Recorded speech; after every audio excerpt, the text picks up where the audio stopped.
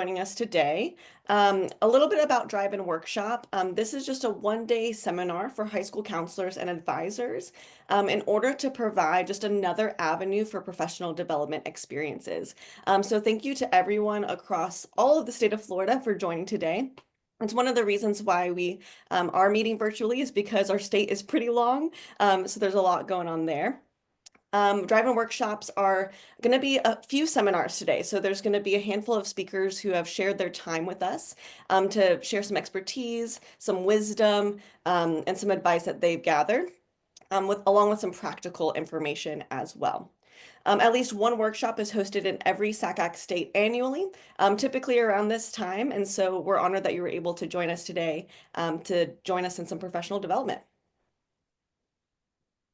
Okay, so as we prepare for today's meeting and our sessions, we just have a couple of norms that we'd like to share to make sure that we're all coming from the same place and kind of on the same starting page. So before the meeting, if you haven't already, we encourage you to prepare your space, make sure that you are in a quiet location with minimal disruptions. With that said, we know that things happen. We all are in offices or working from home, and so things will occur and we will show grace, but as much as you can, prepare yourself.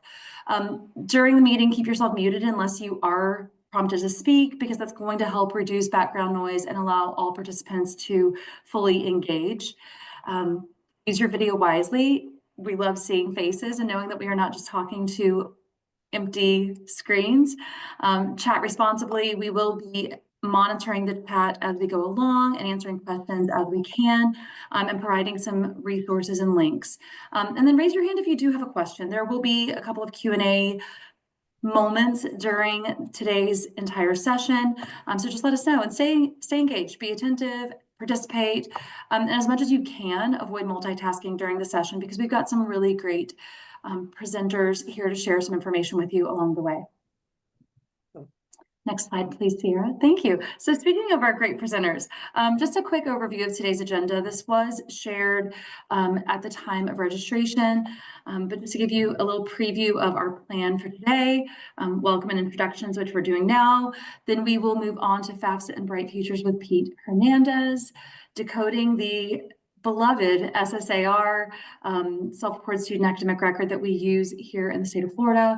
Then around 2:25, we will take a wellness break. So if you need to step away, stretch your legs, you're welcome to do that. We will also be sharing some information about programming through SACAC during that time, then GovRel and the art of lost listening, and then we will close. So we've got a packed schedule for you, but also take care of yourself along the way. Awesome. So up next, FAFSA and Bright Futures. I'm actually going to hand this over to the wonderful Pete, who's going to share some insights to us. So I'm going to actually stop sharing my screen, and Pete's going to share his and take care of his own slides. So let me go ahead and stop doing that now. Awesome.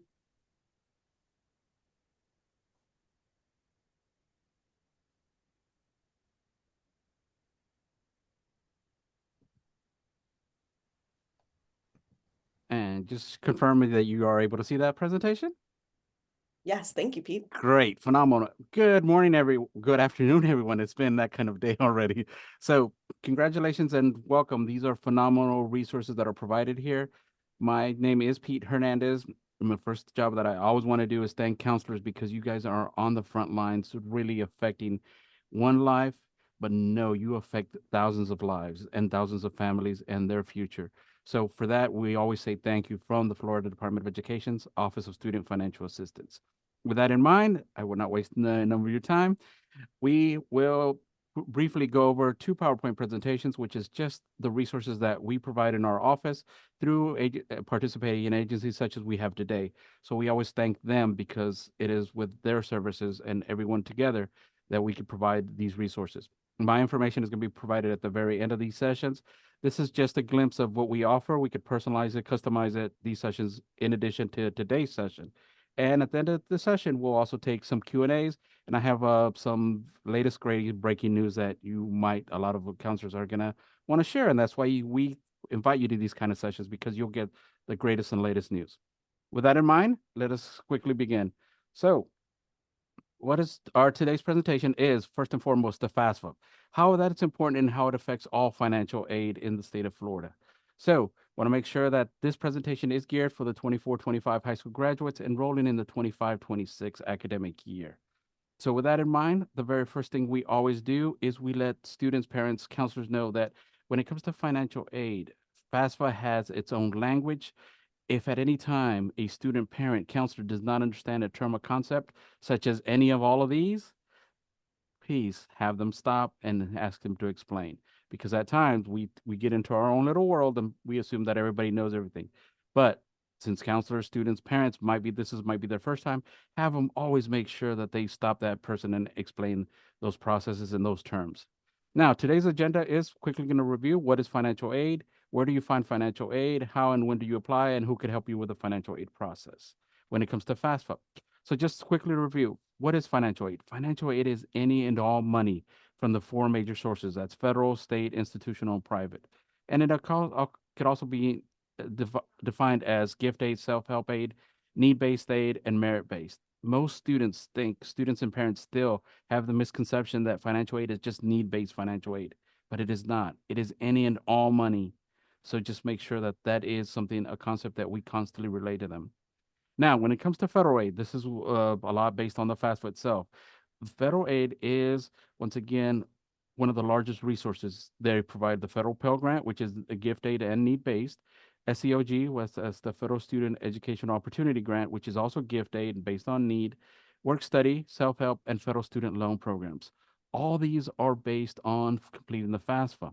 So state financial aid, there's also state financial aid, multiple resources, but we do have some state financial aid that is such as, for example, uh, the Florida Student Assistance Grant that is based on financial need, and how schools, post-secondary institutions determine that need is by having that FAFSA completed, and then they get evaluated for those funds at the state level. So just want to make sure that that is. Now, when it comes to institutional funds, that's money from the colleges, universities, technical centers. They are also going to administer academic and based on major or gift of study. And once again, by having fill out that FAFSA application, those students are going to be evaluated for all federal funds, all state funds, and all institutional funds. So that's why the FAFSA is such an important tool, an important application to have completed and have completed in a timely manner. Now, there's also private scholarships. Private scholarships don't rely normally on the FAFSA, but once again, it is a source of all finance to augment financial aid by having the FAFSA completed. Now, there's always an additional cost of attendance, and that's going to vary from institution to institution. But as counselors, you need to know that when students, parents, as you as counselors, when you go and research how much it's going to cost that student, every institution is required to have what's called a net price calculator. So if you go on any school's website, search for that net price calculator, that tool is going to provide that student, that parent, or you as a counselor, great information on what's it going to cost that student to go to that institution. Now, just briefly provided average cost of just the determining factor. The biggest factor that changes is the direct cost, which is that tuition. Now, when it comes to tuition at a state college here in the state of Florida, on average, that's about a little over $3,000. A state university is a little over $6,000. If you were to go out of state to a state university, that would increase to $28,000. And the average cost of a private institution for just tuition and fees is just a little over $39,000. Please note that you will still have to add the indirect costs, the average housing, meal plan, transportation costs, and that would total the overall cost of attendance for a school. This slide is meant so you can understand the difference of the biggest varying factor is going to be that cost, that direct cost or that cost of attendance. Now, what do students need to apply? Once again, that FAFSA, it is not required, it is not mandated, but if students want to be evaluated for a majority of all federal funds, state funds, and institutional funds, it is highly recommended. When it comes to the Florida financial aid application, this is the state application. By submitting both the state application and the federal application, which are two completely different applications, student gets evaluated once again for a majority of all federal, state, and institutional funds. Now, next slide is, when it comes to the FAFSA does need to be filled out annually if the student is to be enrolled. It's based on prior year tax information, but once again, the important thing is to complete this application as soon as possible. In the past couple of years, we have had the actual opening date moved, but next year, hopefully, fingers crossed, everything is going to start off on October 1st of the new year. So that means for next year, that means for this past year, October 1st of 2024,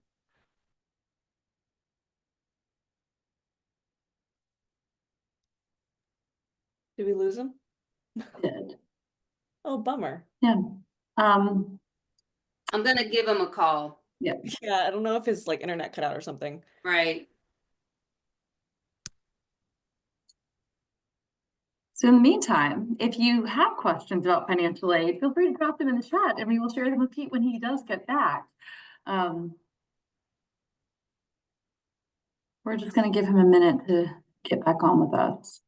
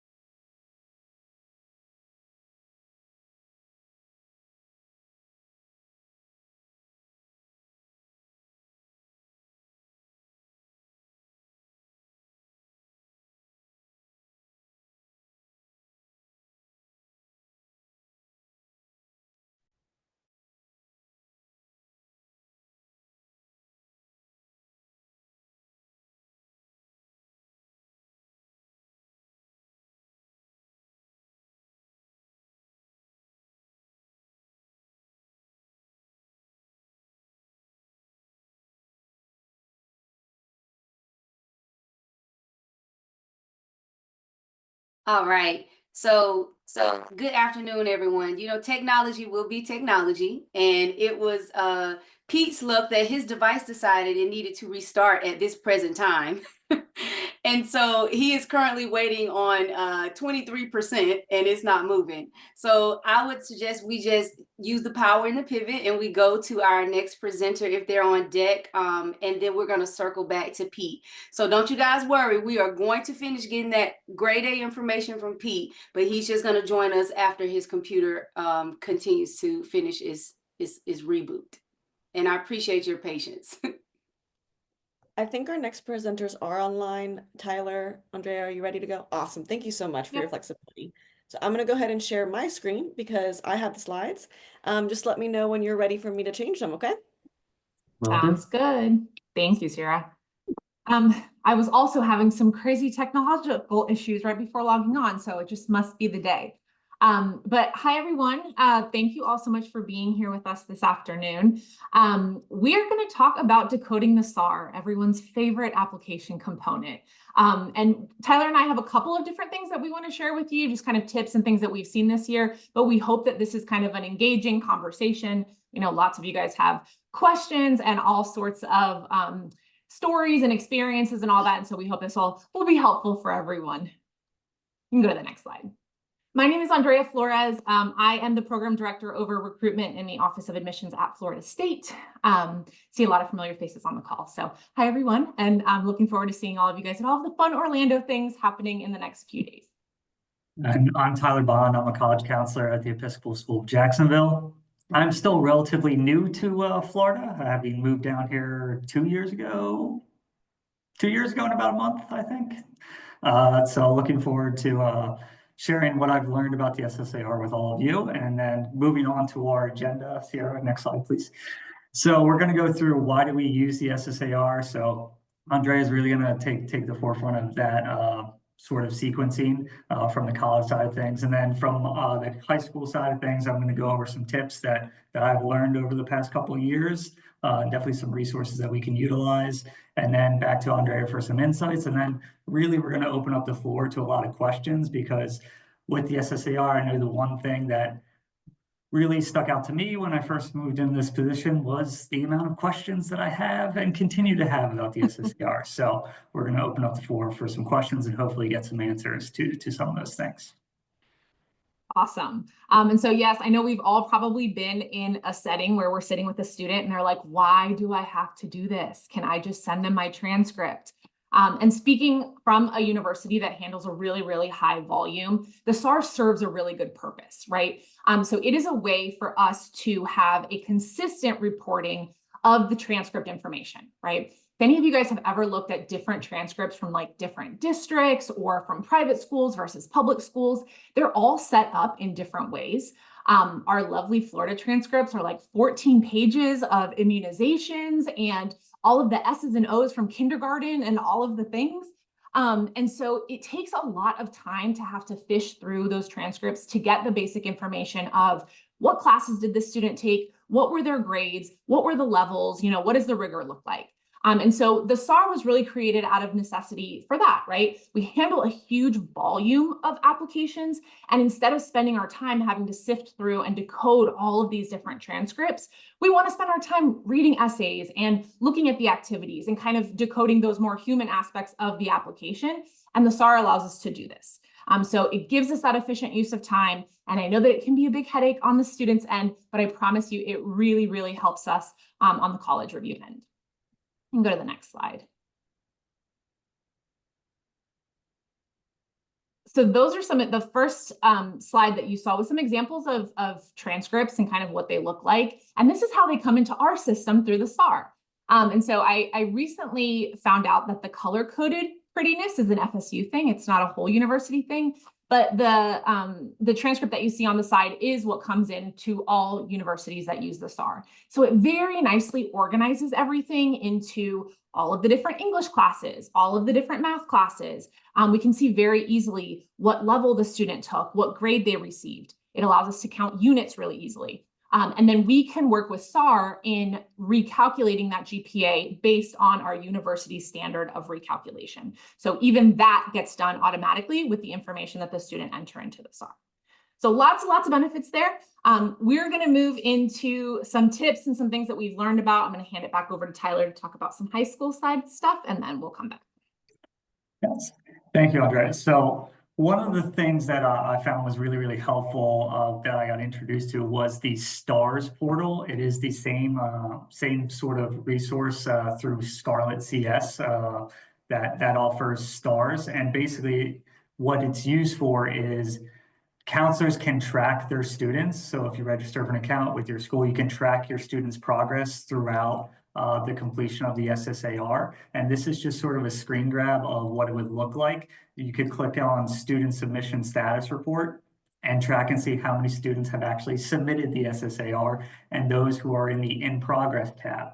Now, in the In Progress tab, some of those students may have submitted the SSAR, but they may not have linked the SSAR. So that's one of the big things that we want to emphasize to our students, and I've emphasized to my students is, have you actually linked it? Sierra, next slide, please. Have you actually linked it? Because even if a student has submitted it, and this is the student point of view that you're seeing on the screen here, if they haven't submitted it, if they've submitted it, it doesn't necessarily mean that it would be linked. So they have to go through, and I found it easiest for each individual school's applicant portal. For a student to log into that applicant portal, click the button that says Link SSAR within that portal, and it'll redirect them to the SSAR page, and that will automatically link their submitted SSAR to that application portal. But if they just submit the SSAR on the SSAR website by themselves, it doesn't necessarily link them to that applicant portal. And each individual school's applicant portal, it makes it a lot easier for those students to just log in to the individual applicant portal and click the link to the SSAR, and it'll direct them back to the Scarlet CS page. Typically, I want to say the big takeaway is it's typically a 24 to 72 hour turnaround time for those SSARs to be officially linked once they've hit the link button. Now, so if an application deadline, materials deadline is October 15th, they should be linking the portal at the latest by October 12th to ensure that all the materials are there in a timely manner and can be reviewed at that application deadline. Next slide, please. So, essential do's and don'ts. One of the big things is students sometimes do not enter grades the way they appear on their transcript. Exactly how it appears on a student's transcript. So if your school utilizes semester grades, they have to input their semester 1 grade and their semester 2 grade. If they just do full year grades, it would just be input the full year grade. You want to list every single class that appears on the transcript. So essentially what the students need to do is, if we were responsible for sending the transcripts to the schools that require an SSAR, they have to input every single grade that would appear on what we would send to schools that don't use the SSAR. So it is a lot of legwork for them to do, but we want to make sure that the schools utilizing the SSAR are receiving the most accurate information possible, because still at the end of the year, we are still sending final transcripts to those institutions, and they are cross-checking, making sure, okay, this lines up, everything all lines up. They receive the appropriate amount of credits to not only graduate high school, but to attend our institution. Ideally, you want to enter all your grades from 9th grade through 12th grade. And if you have to input your senior year class schedule, there's an option to put in progress as what the final grade is or what the grade is. So please make sure that students are inputting their senior year course schedule and marking in progress for the current grade. And then let's say if they get their first semester grades back and they want to update the SSAR, they would go in, update the SSAR, and input the grades for first semester. If the school does semester grades, and if it does year grades, then it would still be in progress because that grade is not yet finalized. Big don'ts, big do nots. Do not apply weight to grades. The institutions will do that themselves. Do not convert grades from one format to another. Do not convert letter grades to numerical grades and vice versa. And then do not put an average of your grade. Put the exact grade as it is listed on the transcript. And that's one big thing when I'm sitting down with students, making sure exactly what it says on your transcript is exactly what needs to be put in the SSAR, so there's no confusion. Okay, so that's an excellent question, Michelle. I'm going to let Andrea take that question really quick before we move on, as far as middle school grades with the high school transcript. Yes, so this actually goes back exactly what Tyler was saying, is that it needs to match the transcript exactly. So if your transcript is showing that a student took high school courses in middle school, right? So those are really the ones that we're most interested in for the middle school curriculum, is your Spanish 1 or Algebra 1 and geometry, or those kind of basic classes that students can get a head start on in middle school, but they are earning high school credit for it. So if they've earned high school credit, if it appears on the transcript like high school credit, it should be included in the SAR. There is a section on there that they can indicate, I don't know what the exact label is. It's either before 9th grade or it says middle school now. I don't remember, but there's a way for them to identify those classes that were taken earlier on. And then during COVID, there were a few grades that came in as quarters, but were weighted as our normal semester 1 and semester 2. Should we convert them to record as semester 1, even though it says quarter? I think that's one of those things where you want to maybe discuss with like a specific rep, if you want to reach out to me and we can kind of look at some examples of that and see what it looks like. We have the experience, I think, on the college end to understand that there are certain instances where like there's a reason why you would enter something the way that you did. But I think it's always worth a conversation just to be able to see like, how is it actually appearing on your end when we update it this way on our end. And then what else we have? Another clarification: if our transcript includes both letter and number grades for each individual class, do they have to report both for every class? they are equal and it would be a lot of extra work to do both. Yeah, Jacqueline, I don't think so. I think as long as you've got a letter grade on that transcript that we can then equate to the letter grades that they have entered into the SAR, I think that's totally fine. They don't need to specify number grades. I see a couple of questions coming in. I'm going to go through these kind of 4 little common things that I've seen this year, and then we will jump into all of these questions.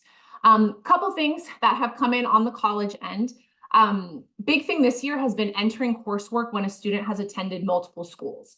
So I will shout out my Orlando territory, and let's say that a student has attended Winter Park High School for 9th and 10th grade and Windermere High School for 11th and 12th grade.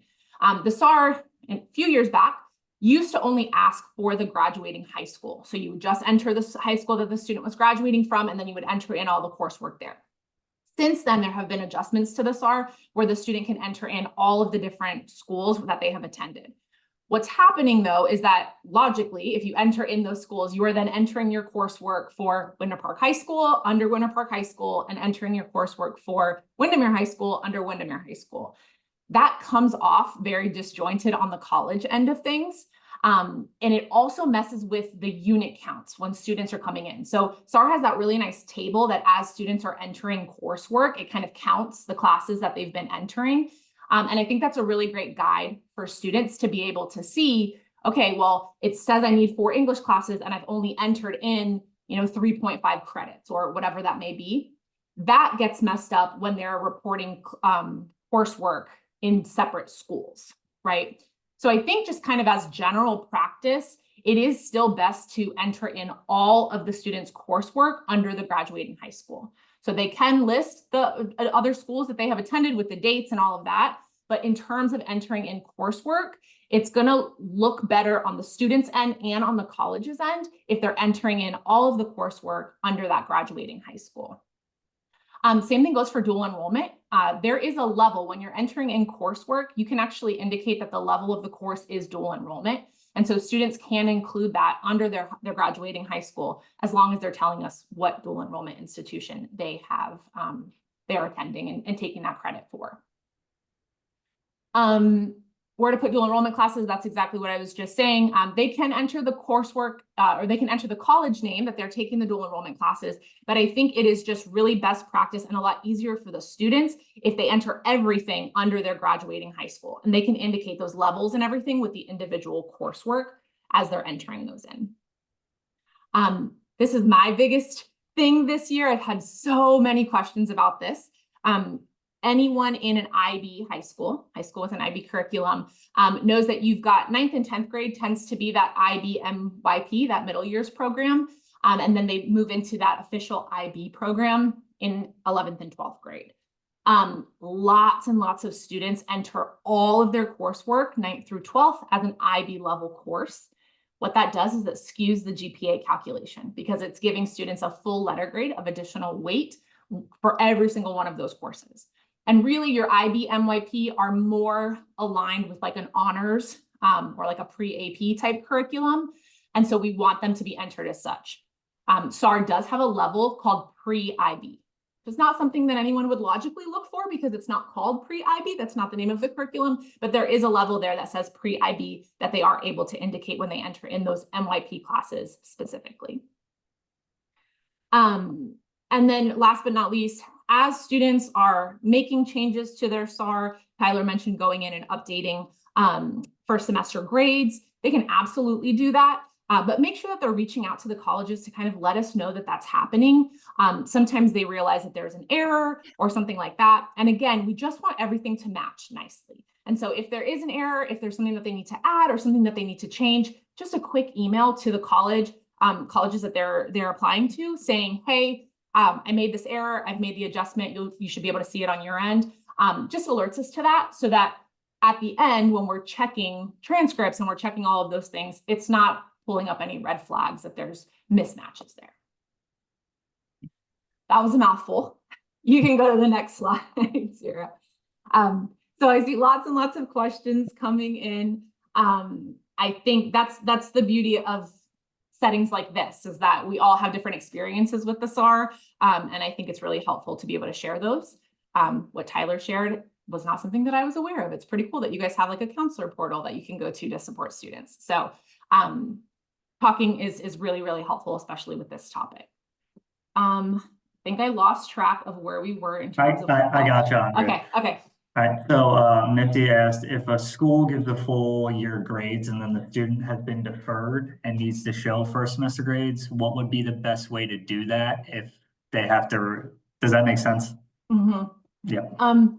So couple things. We get this question a lot because FSU asks for mid-year grades, especially with deferred students. So you have two different ways to do this. If it is an FSU specific thing and there's not other schools asking you for that, you can always reach out to us. You can put that information on your deferral reply form. You can also send it to us via email and we can add it to your record without you having to go in and do all sorts of crazy things to your SSAR. What ends up happening is if you entered in a full year grade, SSAR is not going to let you go in and put a first semester grade. It's going to count it as a full year grade because that's the way that you started in your reporting. So you'd have to like go in and individually edit each of those senior year classes to change them to semester grades and then enter that information in. And so that's a lot of work. If it is an FSU specific thing, right? If you've got lots of schools asking you for the same thing, you can always do that. But if it's an FSU specific thing, we've got ways that we can work with you. You just have the students either update that deferral reply form or send us an email. And then next question is, SSAR says to list all schools attended, any way that can.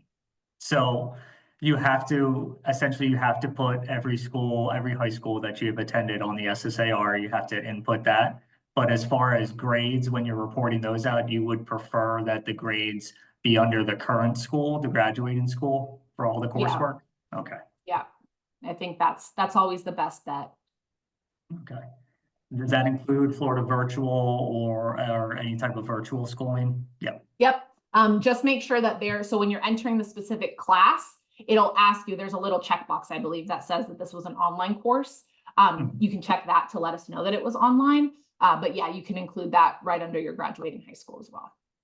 Okay. And then final, so another question that came up was, what if the grading system from a previous high school is entirely different than the current high school? That's where we get a little bit complicated. If there's not a way to obviously enter in that information where it's going to match that transcript that's coming in, right? Because here's the other thing. So like, let's say that a student went to a school for 9th and 10th grade and went to a different school for 11th and 12th. Some schools will just transfer that credit over to that graduating high school's transcript, right? So everything will be included on one transcript. Other schools don't do that. Other schools will have the students send 9th and 10th grade from the one school, and then they'll send 11th and 12th grade from the graduating high school. If everything is pushed over to your graduating high school and you guys have made the decision to put the grades in as you see fit, as long as the grades match what is on that final transcript, we're good. If you are not going to transfer that credit over and it is a totally different grading scale, I would probably reach out to the college and just have that conversation and figure out what's going to be the best way to put that information into the SSAR. Because remember too, colleges have the option of taking away the SSAR requirement. So what we do a lot for our, especially our international students, is that we'll take away that SSAR requirement and just have them send us the official transcripts so that we can kind of go through that and decode those more nuanced things with them. And so reaching out is always going to be your best bet, especially in those kind of more complicated situations. And then another question is, just to be 100% sure, you said to list all high school courses taken and grades only under the school the senior is graduating from, and to not list courses and grades from under the former school for transfer students. So Mark, to sort of, I'll have Andrea follow up with me if I butcher this, but to follow up on that, I would say you need to input all of the grades that would appear on the transcript for that student. Let's say if the senior just transferred in, they would have the classes from this year, but then also all the classes from the previous year under that current school. Is what Andre is saying as far as readability for that goes. So I kind of hope that answered the question. And Andrea. Yep. Yeah, okay. And then Michelle asked, what if a school weights some classes more than a 1.0, for example, PE is 0.25 and health is 3.75, just enter as is? Yeah, especially for your elective coursework, I think Mhm. it's more of like an afterthought. So yeah, I'd enter it as it is. Okay. And then Katie, to answer your question, as far as what's viewable in the counselor portal, essentially, what you can do is you can actually track and see if students have submitted the SSAR. That's what is trackable and viewable. And I'd have to double check to make sure that you can't actually see. I'm on it right now. If it decides to load. But you'll be able to track and see if students have submitted it. And it'll break it up by individual schools. So let's say if one of your students has applied to 5 schools and all 5 of them require the SSAR, there'll actually be 5 inputs of that student's name next to each individual school and whether or not it has been submitted to that school or not, or linked to that school or not. So it's really valuable information to be like, hey, the school says they don't have my SSAR yet, and then I can go and double check and be like, well, no, they don't, because you didn't link it. Whereas in fact, if it's linked, then we can reach out on their behalf and be like, hey, it says it's linked, what's going on?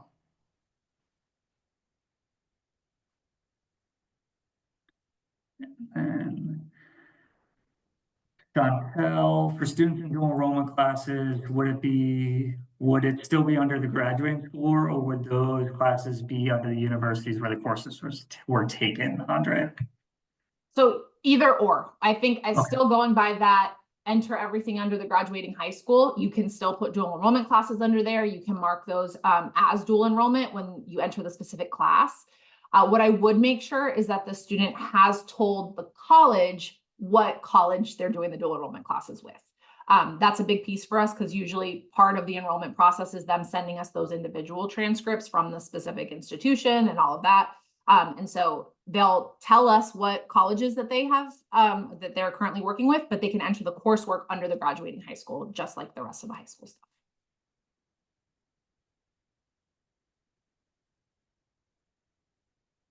I think that's all the questions that we got.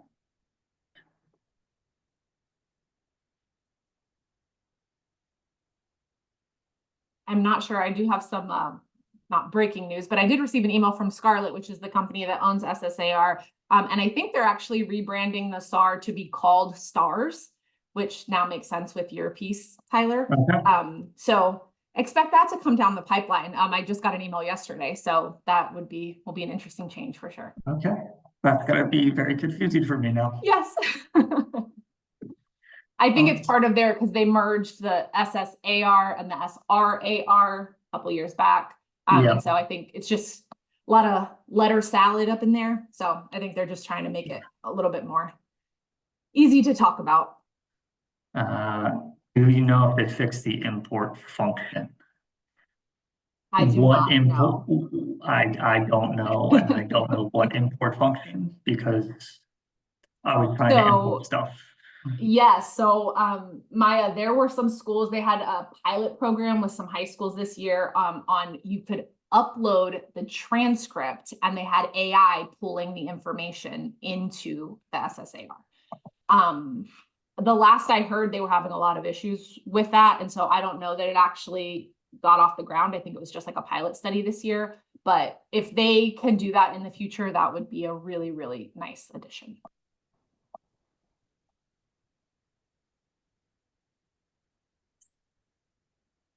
Yes, that's what I heard, Maya. It was not seamless, but promising nonetheless.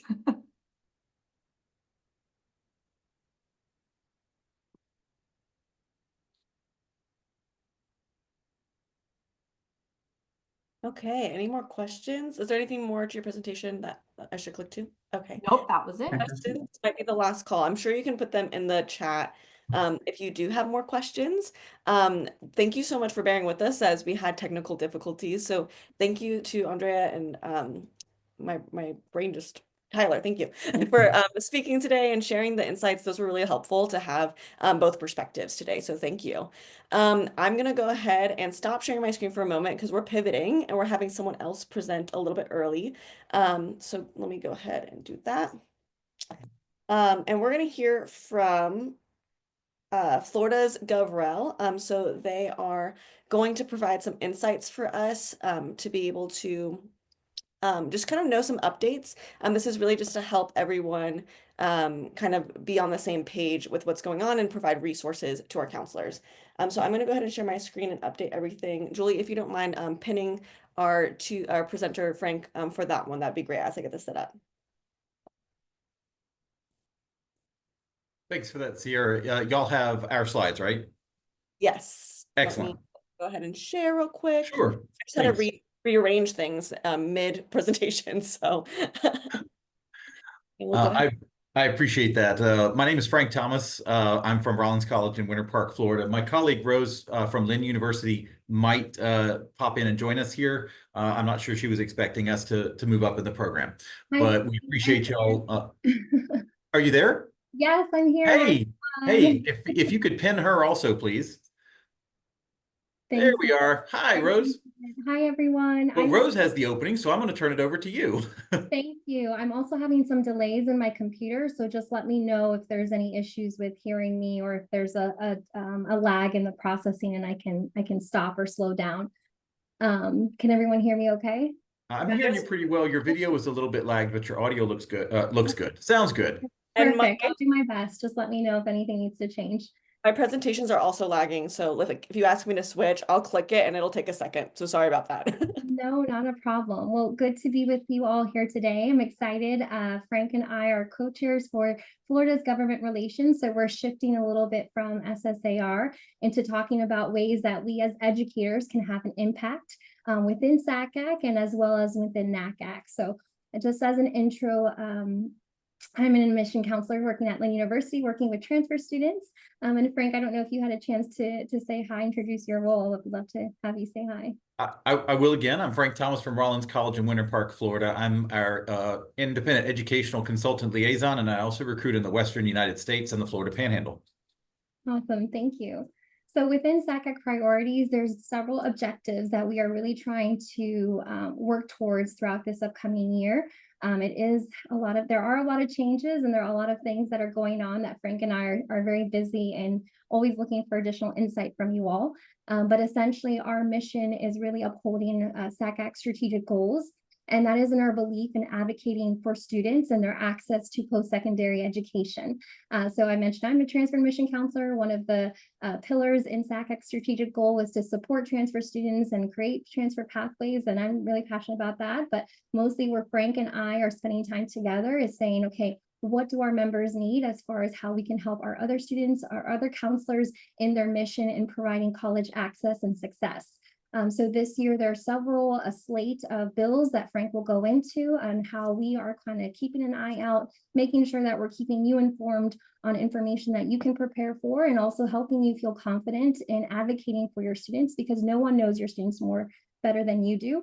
And so we want to provide you with some tools and resources. So SACAC's goals are really to provide those initiatives on a regional basis, on a local level that are affecting your students, and how we can help you on a legislative level, speaking to your representatives and highlighting and escalating your voices so that you can be able to show the importance of why the bills that are being passed or the policies that are in place need to be either considered or need to be taken a second look so that you can have an opportunity to do what's best for your students in your role.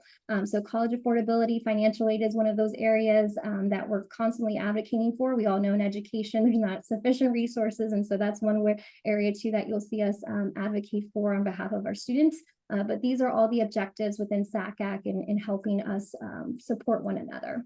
Next slide, please. And then just as a follow-up to SACAC and what we're doing, this is really just in support of NACAC and what we're trying to really do as all member states are working with students. And again, it's our belief in equitable processes for admission as well as post-secondary access for high school students.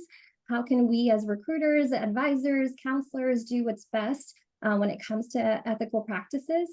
How can we support college counselor workloads? We know that the student counselor ratio is very high for many of the schools that we're helping. And so that's one of the things that we're understanding, you know, what are the resources? What are they, if there are any, and how can we improve those resources for our financial aid and college advisors and high school counselors that are dedicating themselves every day to those students. So with that, I'm going to turn it over to Frank, and I'll talk to you a little bit after about ways that you can get involved. But Frank is going to talk about some of those opportunities that we have that we're working on this year within a government relations background. Thanks for that, Rose. And I wanted to let everybody know that the presentation slides that you're seeing here can be found on the resources page in the SACAC Hub. There are some slides that are hidden because they're kind of detail heavy, but they contain links to the reference and source information that is behind what I'm going to be sharing with you today. So we encourage you to go to that resources page on the SACAC Hub and find the Florida folder. You'll be able to find all of this information I'm going to share with you today. The first item has to do with changes to Florida's general education curriculum. The State Board of Education is going to be requiring approval of the general education core options every 4 years for both the state university system and the college system. And the specific brief is that courses that, quote, distort significant historical events or teach identity politics and specific concepts related to discrimination will be prohibited from credit in the core general education courses. Just some initial results from that, it resulted in a 57% decrease in the number of courses that would qualify for general education credit. At Florida State University, that was more than 3/4 of all of the courses were removed from the core gen ed curriculum. At North Florida, 67 courses were removed. And both cases, those courses will still remain as electives, but they've been removed as options from the core curriculum. You'll find links in that slide presentation I mentioned to more details and also lists of those core curriculum courses. But for counselors, you need to be aware of students who are considering attending Florida public institutions and that are taking dual enrollment classes.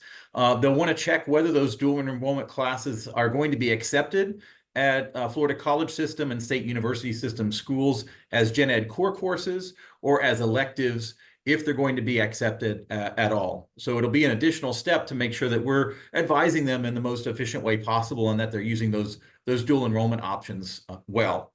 The second item is we're a couple of years into the after effects of the Supreme Court's affirmative action decision related to college admissions. And as we saw over the weekend, that decision being expanded exponentially to cover a lot of other things. There are a couple of great reports on the outcomes that we've seen so far. One of them is from the Nonpartisan Rennie Center that's been documenting the effects of this decision on college admissions. It has led to an expected decline in Black, Hispanic, and Indigenous student enrollment at selective universities, although it is still very early in the process. The New York Times also did a great research deep dive into data from 66 colleges in their enrollment cycle. They found that Black and Hispanic enrollment was mostly down after being fairly consistent for the last 14 years, while white and Asian enrollment was slightly up, reversing trends that those groups had seen. Interestingly, there's been a doubling in the percentage of students not reporting race on their application. So that, along with some changing definitions of race at the federal level, are complicating our ability to research this issue and understand the actual effects. The third item relates to policies affecting undocumented students attending Florida colleges. At the most recent special legislative session, the legislature passed and the governor signed a pair of immigration laws that will, among other things, eliminate in-state tuition for undocumented immigrant students. And it will also implement a review of that for students who were receiving the waiver by this summer. So any students who fall into this category will no longer receive that in-state tuition waiver at the college level by the end of this summer. Finally, there is a link that I will put into the chat and that is also contained in the slideshow we're giving you with new Florida laws that went into effect in July of 2024. There were 25 of these that had some tangential or large relationship to high school education and particularly to the way that we advise students. And we've summarized all of those in that document, which again, I'm going to drop into the chat for you. In my research for this, I also discovered, not related to our work, that it's now illegal to release balloons into the atmosphere in the state of Florida. So the things that you discover in doing this job. That is the update I have. Rose, is there anything else I need to add? Thanks. I think the next page is going to be the resources page, if you want to just mention anything about that. Yes, please. This is where you will find the information I mentioned. If you log into the SACAC Hub and go to the resources page, which is located on that left side menu, it's one of the last items. You'll see a folder labeled for governmental relations, and inside that a folder labeled Florida, where you can find this and other information that we will post related to the work that we do.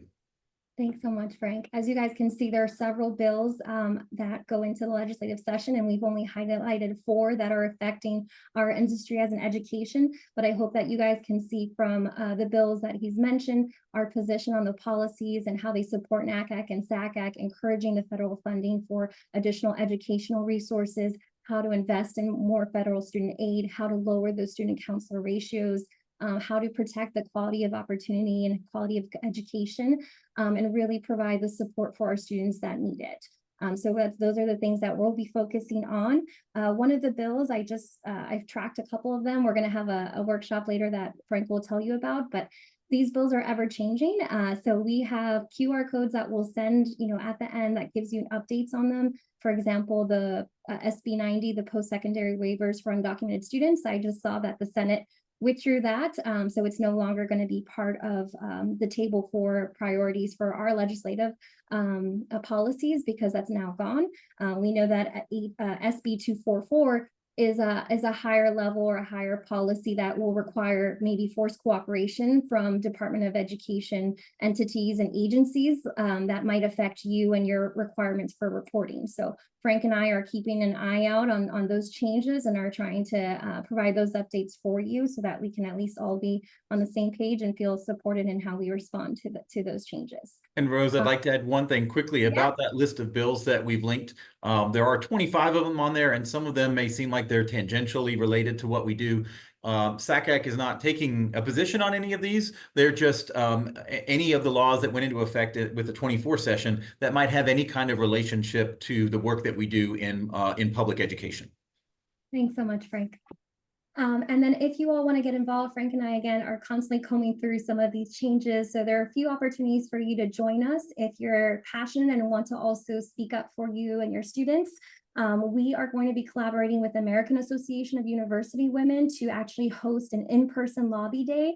And that's going to take place from Monday, March 17th to Wednesday, March 19th. So I know while Andrea Flores from FSU is close by and is a great colleague supporting us, many of you might be able to also make that trek. We know Florida is large, it's hard to get out and about, but if you do have support and you are able to come and join us, there is an opportunity for you to receive subsidized assistance from AUW as well as training. So we prepare as far as getting head-to-head talking points, making you feel comfortable, how to set up meetings with your representatives. We'll all meet at the Capitol, guide you through that process. It's really a great way to just provide that type of training, but also that encouragement that you can also take that role and lead in meeting with your representatives. So while we always are here to work together virtually, sometimes those in-person meetings are really just rejuvenating as an admission professional and as a counselor to meet others that are also doing the same work as you all and can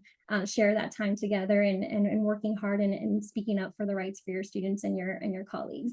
So that's an opportunity that you can register for. We'll send you information on that. It's on the SACAC Government Relations website as well too. And then Frank's going to talk to you about ways that you can get involved virtually. We're going to have an event taking place.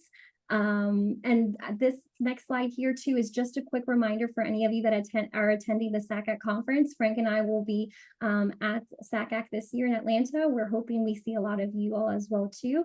Not only will you have a chance to interact with us virtually, but in person. So if you're not able to come to lobby days or attend our virtual events in our legislative workshop, we'd love to meet with you at the conference and see how we can support you and your priorities as far as policies that we're upholding as well. So March 31st, we're going to have a Florida State meeting for government relations from 5 to 5:45 in Atlanta, and we hope to see you there. And then Frank is going to talk about our virtual legislative workshop that we're excited about.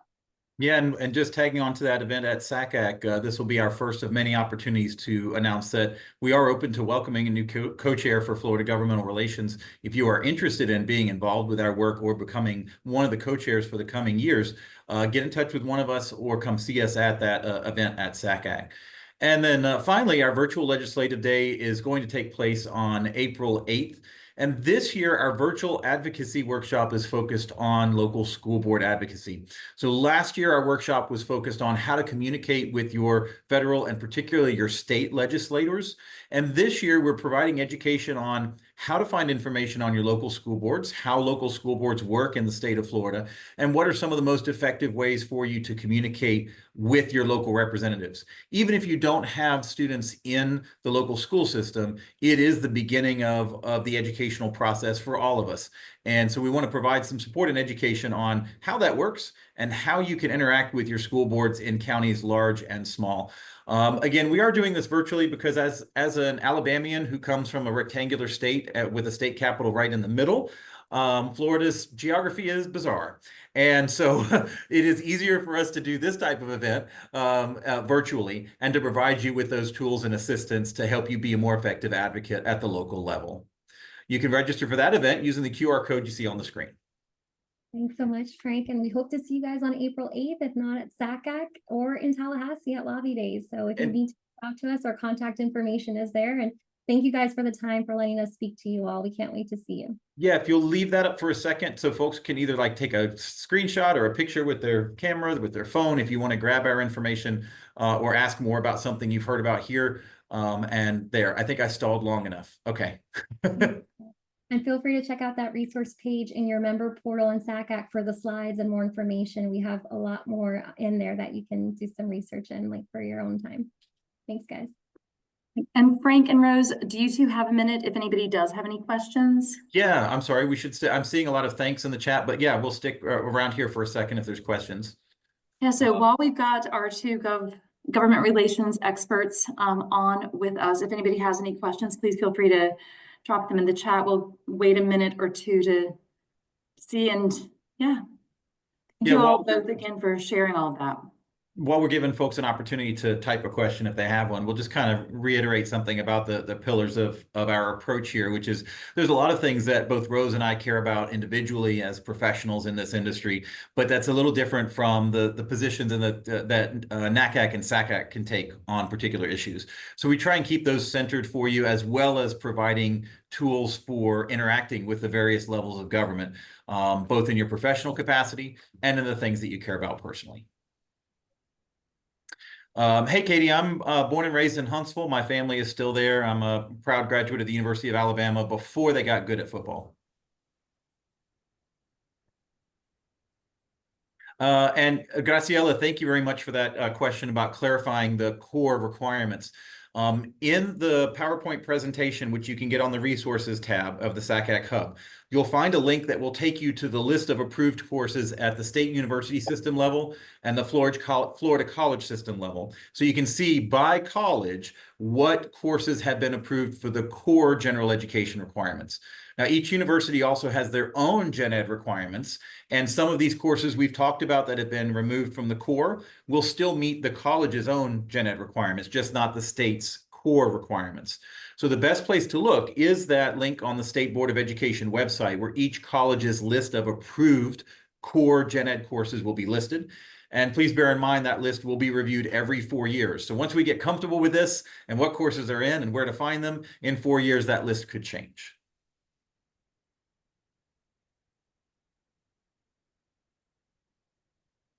Yep, and I would just add to that in that resource page, last year's session, we did a little more, of a workshop based on how to find local representatives, how to reach out to them, how to talk to them. So we'll make sure we'll include some of those links too. And Frank has worked on a government relations newsletter every month. That's been really helpful. So I would just encourage you as well to keep an eye out for that in SACAC so that you can click on those links on how to maybe best search for your representatives and learn a little bit more about how you can make an impact at a local level. So I think the school board workshop will be a great addition to some of those beginner steps for those that want more.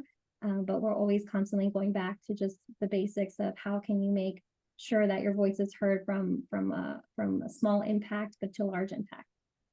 And to spotlight Chantel's question, so far for all of the courses that we've seen being removed from the core, they are still eligible for general education or elective credit at the individual colleges. Some colleges have chosen to discontinue particular courses because they're no longer in the core gen ed curriculum. And so they feel like demand for those courses may go away because they're no longer part of the state mandated core. But most of the courses that we've seen described, like when you see a headline that says Florida State removed 400 some odd courses from their gen ed curriculum, they're just removed from core qualification. Almost all of those courses are still available to students for elective choice. This is something I never wanted to become an expert on, but here we are.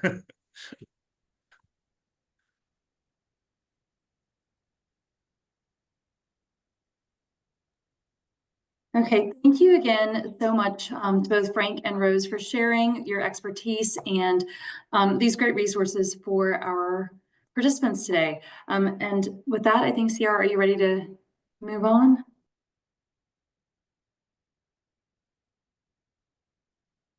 There's so many buttons to press to make sure that like I'm heard and all that good stuff. Okay. So I'm gonna go ahead and remove their spotlight. Thank you so much for presenting. I just wanted to take a moment to also say thank you so much to SAI for their leadership and kind of making sure that all of these awesome initiatives happen in our states. So our chairs are here to kind of support us and make sure that we're running a workshop that is great for you all. Monique Tubbs is here today. She has been in the chat. Y'all have seen her already, and she's been awesome in helping us make sure that we're putting together a great program for you all. So Monique, if you want to chat for a moment. Yes, good afternoon. Can you guys hear me? Okay, perfect. I see Sierra's head. Awesome. So first and foremost, thank you all for joining us for the Florida Drive-In Workshop 2025. It has been an amazing session so far. So kudos to Sierra and Julie. You guys have done a phenomenal job. And to the presenters thus far, I am excited to continue to learn and grow, but I just wanted to take a moment to step in and just share with you guys that number one, if you are not a member of SACAC, what are you waiting on? Especially if you are in the public school counseling sector, you guys, you don't have to pay. So I'm going to drop in the chat a link to our free access membership. So for those of you that might have been wondering, how do I access that hub that Frank and Rose were talking about? Well, you have to be a member first, and we want you to join. So you'll see in the chat where you can join SACAC via that link at no cost. In addition to our drive-in workshops and our state and area initiatives, state meetings that occur in the fall for updates, we always want to keep you all connected. And what better way than for you guys to join us at our conference? I'm sure that Sierra and Julie are planning to talk a little bit about our conference that's going to take place next month. So I won't steal their shine, but I will tell you that it's an amazing experience that's going to take place in Atlanta.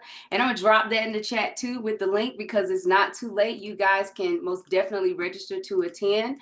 And just as an FYI, if you weren't aware, SACAC offers CPF or counselor participation funds to help support you in attending professional development. So the actual conference opportunity has closed for this year, but put that on your radar for next year. And there are other opportunities for you to attend various other professional development that I'm sure they'll again talk about a little bit from SACAC that you can apply for grants in order to support your professional growth. Our conference is going to be in Atlanta. It's going to be from March the 30th through the 31st. We hope that you can be there, be in the numbers, so we can see you guys in person. In addition to that, there are so many other opportunities, again, for you to stay connected. Once you become a member, you'll get updates weekly. Usually it's on Wednesday about what's happening in SACAC, different events that are happening either in person or online. So make sure once you register, you stay connected and you sign up. Last but certainly not least, we typically would give clock hours through NBCC clock hours for attending our drive-in workshop. So we're doing things a little bit different this year. While we will offer clock hour opportunities at the conference for your attendance at those sessions, this year we're going to ask for you all. I'm going to put a link in the chat at the end of this session. Once we have concluded with our final presenter, if you would like a verification form to show proof of attendance for professional development, you will just complete that Google form, and SAI or State and Area Initiatives, we will submit your information to our executive director, and she will actually send you a certificate for you to show if you like to share with your district for professional development. So with that, I think that might have been all the updates that I have. Again, Julie and Sierra, you guys have done a phenomenal job. And I don't think my co-chairs are on here, Kristen Bird or Darren Morgan, but I'm going to shout them out too for helping to get me acclimated to being a new member to the board on the other side as a member of SAI. So I'm going to swing it back to your amazing drive-in workshop co-chairs, and I'm going to continue to learn and grow as well. Awesome. Thank you so much for sharing that insight. That was really helpful. I'm going to go ahead and add Julie and then remove you. Awesome. It's a lot of moving things around. Okay, so I wanted to touch on a little bit about what Monique just discussed. Again, the free access membership. If you are a public school counselor or a community-based organization, a CBO, we would love to have you as a part of our community in SACAC. And it's free to you. So you can absolutely sign up to that. I know that Monique put that in the chat, so I wanted to touch on that. And then this is something that's really cool. I love that SACAC is able to do this. It's called Extending the Dream Grant. This is a grant application process that is not reserved for professional development, but rather a grant that can be used to help your community. So what I think is really cool about this grant, it's about $500 to $3,700 that you might be awarded. And these awards can be given to supporting your students and being able to go on a college tour, or getting clocks and calculators for standardized testing and college entrance exams, materials for college access programs or events, or food for those workshops. So this is an opportunity for you to submit your information. I know it might be like a lot of text on the screen, but I wanted to highlight here that the application deadline is March 4th at 11:59 p.m. Eastern time. I know that the South covers a couple of time zones, but we're gonna go by that Eastern time zone. And so March 4th, if you have a project that could really benefit from these funds to support your community when thinking about how to support students in post-secondary applications, that's what we're looking at. And so please feel free to apply there. If you want more information about how to apply, or like what that good application package might look like, there's a 2024 webinar that was put together that you can watch and kind of understand a little bit about how to do that. Also, please note that this is a reimbursement grant, so you'll make sure that you submit all the information you need after you have your event. But yeah, we're really excited about these types of opportunities that SACAC has to offer. Next, we have college admissions workshops. These are free, interactive, and informative college planning workshops. These are in particular designed for high school students from historically underrepresented or underserved populations. So the idea here is that we're able to provide some great resources for free to our community. If you scan that QR code, it'll take you to the SAI page where you'll get some more information about like what SAI is doing. But I believe there's an upcoming workshop on March 18th. Monique, you might need to correct me on that, but if you want to throw the flyer that you found in the chat, that would be great. Thank you so much. So yeah, so that's an opportunity that we have access to as well as counselors, but really designed for our high school students. Next, Monique touched on this, which was the College Participation Fund. But Julie, if you want to go a little bit more in depth for this, that'd be great. Absolutely. So Monique talked about some of the other programming that SACAC offers, which I'm going to unpack for you in the next slide or two. But first, we want to talk about the Counselor Participation Fund. It is a fund that SACAC members can contribute to, first of all, but also can benefit from, that allows secondary counselors and college representatives who may have limited financial resources, whether that's from your own pocket or from your institution, to be able to attend some of the SACAC professional development that does have costs associated with it. So funding is available for things like our SACAC annual conference, which again, I'm going to talk about in just a moment, summer seminar, which is a training opportunity for college counselors, the Sweet Tea Tour, which lets college counselors and IECs and CBOs visit a variety of college and universities in a particular area each year. This year is Florida. And then Dry Run, which is designed for college admissions professionals new to the industry. So as it says, their preference will be given to to counselors working in public high schools and CBOs, and those who serve traditionally underrepresented populations. If you can go to the next slide, Sierra. So counselor participation fund, there should be a slide that is there, the timeline. Each year there is an application timeline, kind of leading up to each of those professional development opportunities. While we can see that the deadline for conference grants was back in December, the application for Sweet Tea Tour and for summer seminar isn't even open yet. It is opening soon. I double checked the website today and did not see it yet, but it should be out there soon. With those deadlines, those applications due in mid-March, and then notification to applicants by the end of March. Similar to the Extending the Dream grant that Sierra just talked about, the Counselor Participation Fund is also a reimbursement grant. So recipients will need to submit original receipts and be able to pay upfront and then be reimbursed.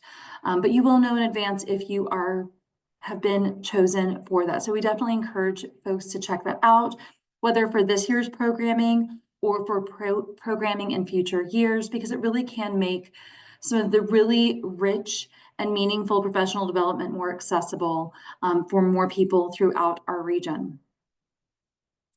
Okay, if you can go to the next slide. So I promised that I would tell you a little bit more about a couple of those opportunities.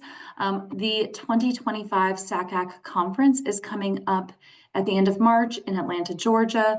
This is an annual conference that is held typically end of March, beginning of April, that is, as it says there, the largest professional development event for our association. We're a really big region, right? So SACAC includes states from North Carolina over to Louisiana, including, Monique, I'm pretty certain we still include Puerto Rico and the Caribbean, right? Or Caribbean, whichever way you say it. Yes. So we have so many college admissions professionals, CBOs, IECs, high school counselors, and people throughout the industry coming together to talk about ways that we can support students and support one another, both through sessions like the ones we are having today, but also some great networking opportunities. So it is an event that I know I look forward to every year to reconnect and kind of re-energize and get a lot of great information.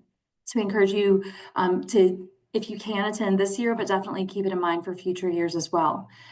Sierra, next slide, please. Go to the next slide, but I do want to talk about SACAC. Okay. I'm so excited about this conference. This is one of my favorite professional development things I do all year. Because even though it's a fairly decently sized conference, I just found out that our registration numbers hit 1,000. So like it's gonna be a fun little conference. But at the same time, I've always felt so connected to the people there. People are so welcoming and really do a great job of doing that networking piece that I think is really not unique to SACAC, but that SACAC does really well. So if you can come, it's registration is still open. So please, if you have the opportunity, we would love to have you there. And Julie, if you don't mind, I wanted to catch you on CPF.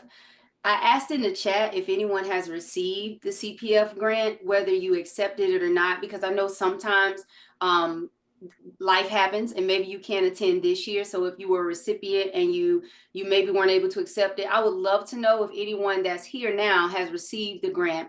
And I want to encourage you that if you didn't, to apply again, because they take a look at all of the applicants every year. And even if you receive it once, there's a potential that you receive it again.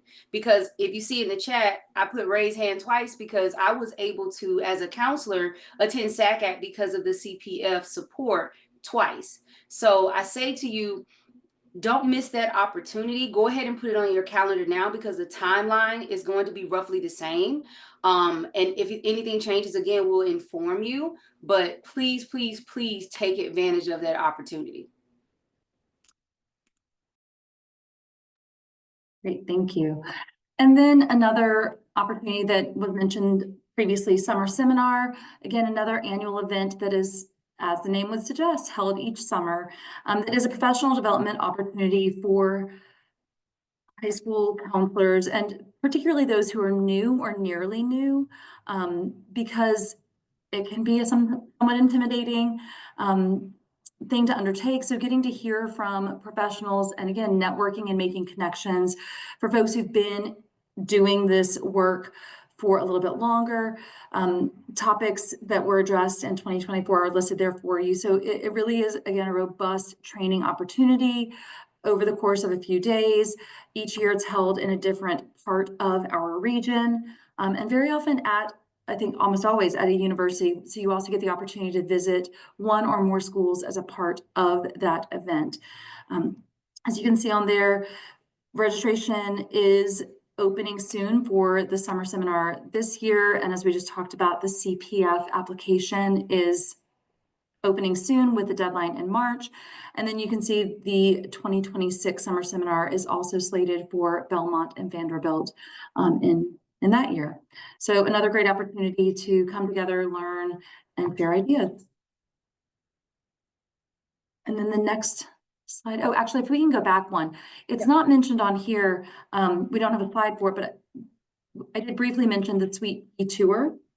That was just shared out through the SACAC email earlier this week. Again, this year's visits are going to be to a variety of colleges and universities in the state of Florida, but it does move around year to year. Right, I'm super excited to see Florida also. But that's another thing to keep an eye out for, especially if you are working with students. Being familiar, we all know getting on campuses can be a great way to help figure out who might see themselves at that school in a way that just researching online doesn't give us the opportunity to do. So I highly encourage folks to check that out as well. Okay, awesome. Thank you so much. So part of this drive-in is to give you a lot of tools that you might need and provide some insights. Also, oftentimes for our public school counselors who might not have as much access to free PD opportunities, we want to make sure that we give you some. So in light of that, in light of wellness and reflection and opportunity to take a deep breath, we're going to give you all a 10-minute break.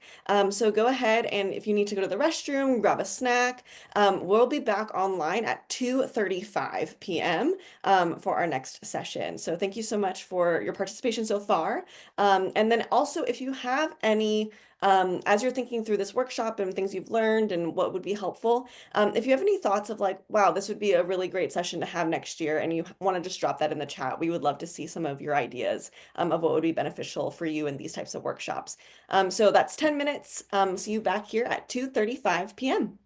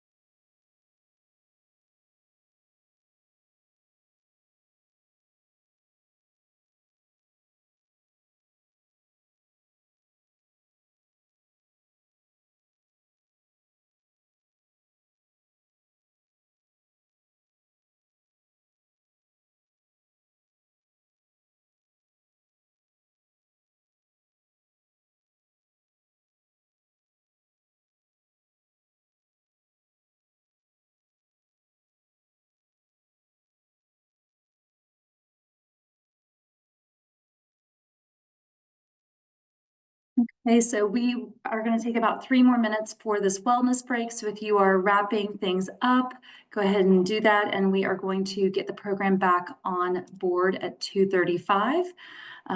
So yeah, we'll check back in just a minute. Thank you.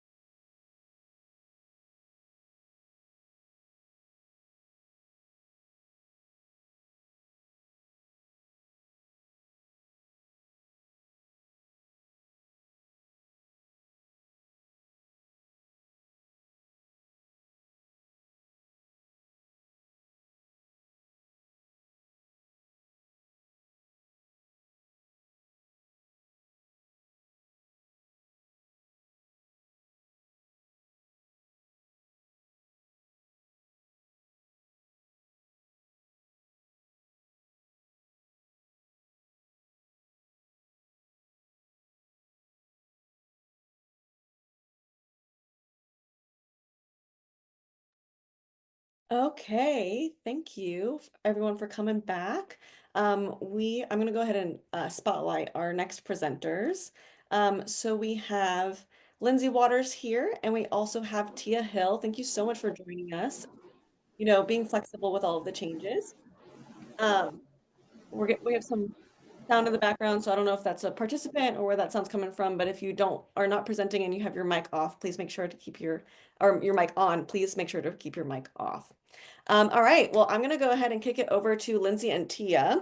We're going to be talking about the lost art of listening, and I'll be changing the slides. Lindsay and Tia, you weren't here earlier, but there's a little bit of a delay, so just let me know when to change them, and if it doesn't do it right away, just like, it's my back end, and I'm sorry about that, but you're good to go. All right, thanks Sierra, and thanks Julie for having us, and thanks to everybody else for listening to us. Yeah, this is called Can You Hear Me Now? The Lost Art of Listening, and Tia and I talked about doing this for a SACAC presentation, and it didn't work out, and so we're glad to have the opportunity to talk to you today. We hope that what we talk about can help you not only in your job and working with colleagues and working with students, but also maybe in friendships and relationships as well. So the next slide is just a little bit about us, and we will introduce ourselves. So I'm Lindsay Waters. I'm the Associate Director of College Counseling at Christchurch Episcopal School, which is in Greenville, South Carolina. And my undergraduate degree is from Furman, and then my master's degree is from Clemson in a master's of education in counselor education with a focus on student affairs. And I'll let Tia tell you a little bit more about her. Hi, everyone. Before I introduce myself, I'm on an unexpected snow day in North Carolina. We have very little snow on the ground, but there is some, and I have 2 children, 5 and 6, in the house, so you may hear them and just want to give the explanation as to what that is, but they've agreed to be very quiet. So we'll see how that goes. I'm Tia Hill, Director of College Counseling at Davidson Day School. Like Lindsay, got my undergraduate degree at Furman, and then my master's is in clinical mental health counseling, and that's also from Clemson.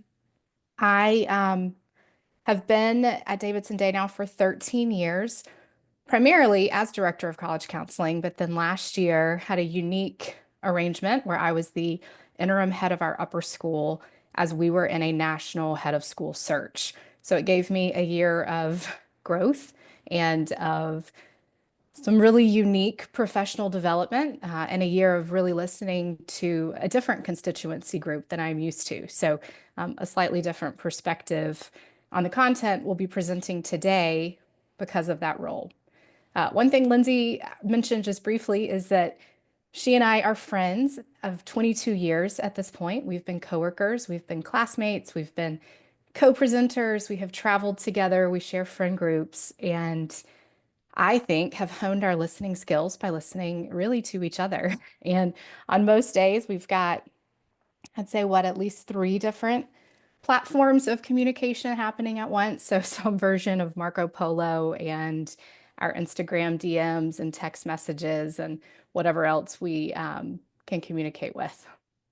Yeah, one time we almost got kicked out of off a flight because we were talking too much. So maybe not listening, maybe just more talking, but we do feel like we've honed our listening skills. And you know, with most of us having a background in some sort of counseling, I think that's come up so much more in our jobs than maybe we anticipated because, you know, at the time neither of us knew we were going to go work on the high school side of things. We were both working at a college when we got our master's, kind of thinking we were going to do something directly related to that. I know many of you have a school counseling background or, you know, have your degree in school counseling, but we just didn't know how that was going to come up. And I think that we, you know, were just like you, we're educators and we like to think of ourselves as lifelong learners. And so we've really been interested in listening and responses and just what that looks like, not only just because of our own friendship, but because of the jobs that we have. So we are excited to share some things with you. So to get started, we're going to show a brief video clip on the next slide from Inside Out. Okay, let me know if you can't hear it. I'm gonna. Okay.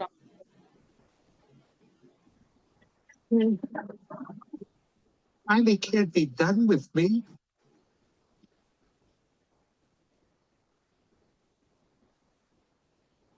Hey, it's gonna be okay. We can fix this. We just need to get back to headquarters. Which way to the train station? I had a whole trip planned for us. Hey, who's ticklish, huh? Here comes the tickle monster. Hey, Bing Bong, look at this. Oh, here's a fun game. You point to the train station and we all go there. Won't that be fun? Come on, let's go to the train station. I'm sorry they took your rocket. They took something that you loved. It's gone. Forever. Sadness. Don't make him feel worse. Sorry. It's all I had left of Riley. I bet you and Riley had great adventures. Oh, they were wonderful. Once we flew back in time, we had breakfast twice that day. Sounds amazing. I bet Riley liked it. Oh, she did. We were best friends. Yeah, it's sad.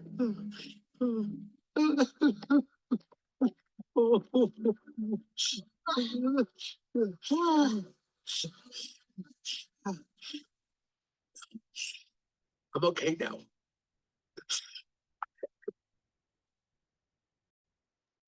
All right.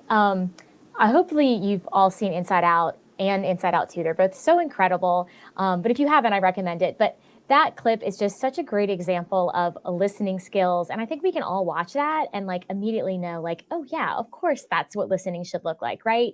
It's not distracting someone. It's not saying, hey, let's do this instead. It's not trying to cheer them up. It's just listening in the moment and reflecting what they're saying, just as Sadness is doing with Bing Bong. And even though we can all see that and know like, yeah, that's exactly what it should look like. I think that can be hard for all of us to do, whether it's in a personal relationship, at work, talking to a student, as counselors working at a school. Often our job we feel like is to kind of get students like on the right path or back to class or like moving along. And so we can often kind of jump ahead and quite literally Joy's like, let's get on the train. And instead thinking about taking that step back. So I think that's just, a great example. The next slide, we're going to talk a little bit about a few of the concepts we're going to talk about today.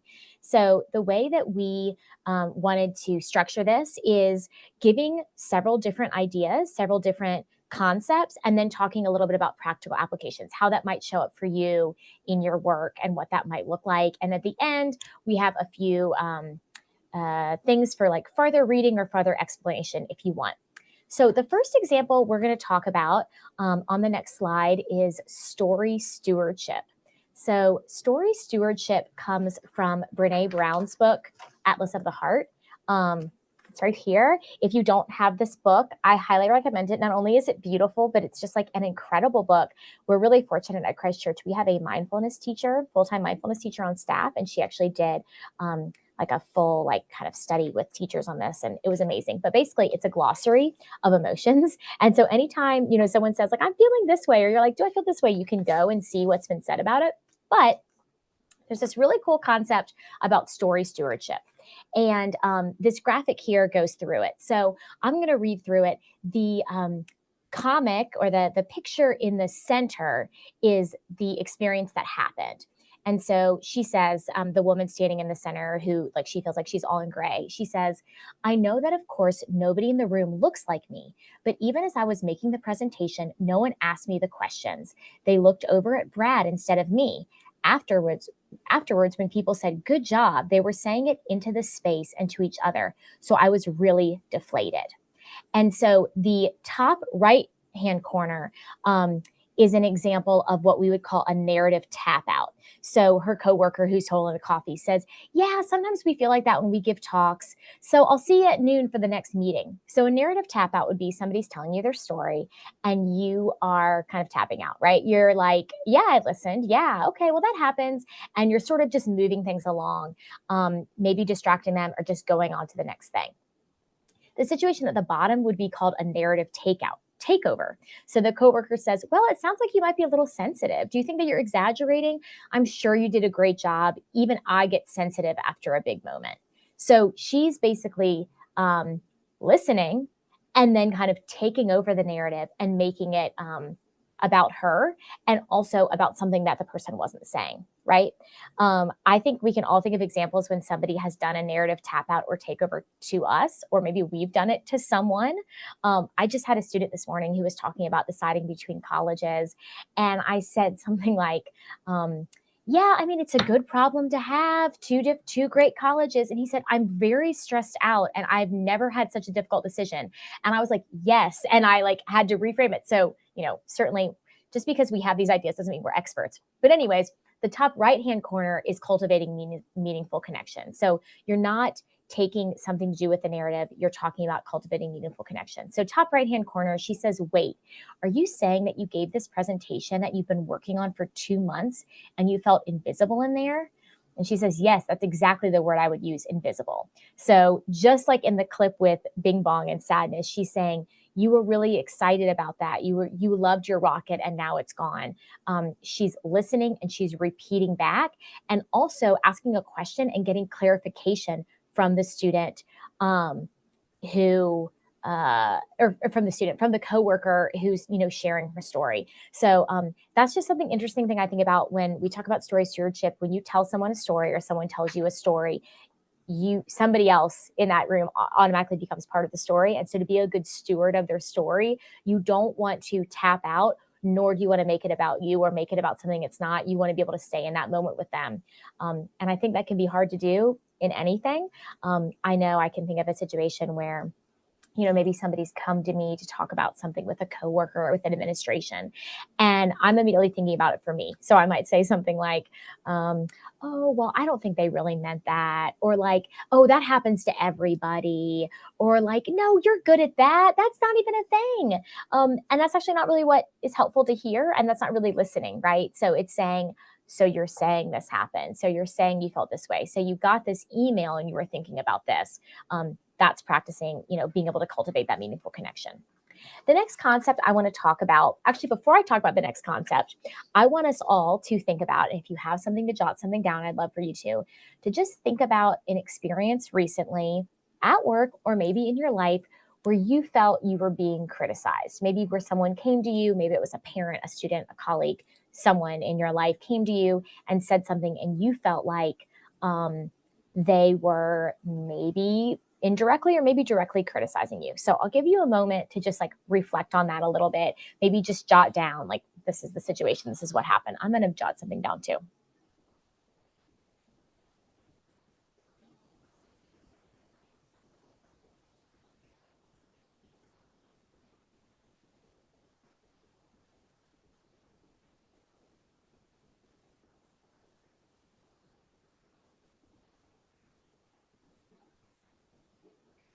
All right.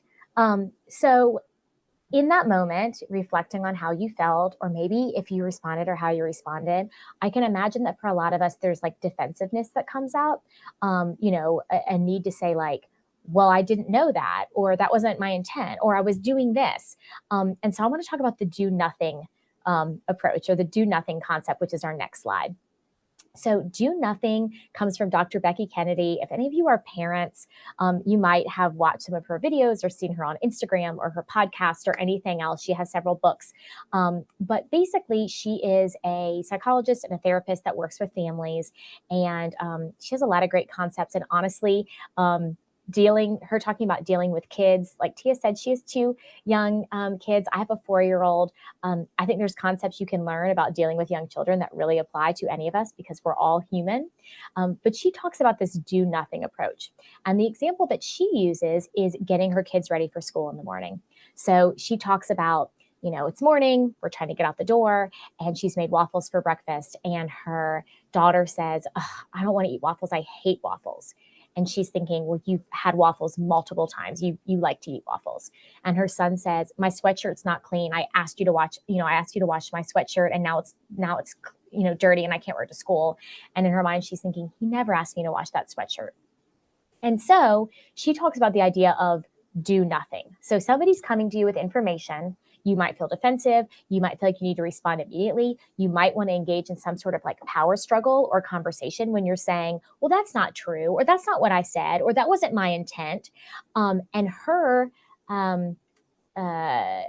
suggestion is to do nothing. So the next slide, I'm going to talk about a couple quotes about that. So she says, the phrase do nothing implies passivity and apathy. Do nothing is an active decision. Maybe they look the same on the surface, but they are very different in intention and impact. When I'm doing nothing on the outside, I'm actually doing a lot on the inside. I'm breathing, talking to myself. I'm regulating myself on the inside so I can do nothing on the outside. So what she says in this example is her daughter says, I hate waffles. And instead of saying, you love waffles, what are you talking about? She just went, huh.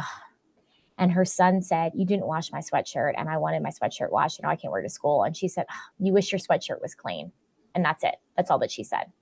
She says, working on regulating your own emotions is the source of your power and your leadership. That's what enables you to show up in a way that you're proud of. So if we go back to imagining those situations where maybe we felt directly or indirectly criticized, the way that we wanted to respond, maybe the way that we responded, we can also think about another option, which is do nothing. That's not saying do nothing forever. This is saying, this is not saying don't ever do anything. It's saying in that moment, do nothing, take a breath, maybe respond with a sympathetic face, maybe repeat what they said back. You wanted that to happen. I'm thinking of, parents who might say something like, we never heard about this scholarship. And you want to respond and say, here are all of the times that I sent an email with a scholarship newsletter. A student who says, well, I didn't know anything about that deadline. I didn't know that deadline was coming up. And you want to say, we have had multiple assemblies where we have announced this deadline, whatever that looks like. In the moment, it might be more helpful and more effective to just do nothing, to say, you're upset you missed that deadline. You were looking for information about scholarships, something like that. It allows a little bit of space.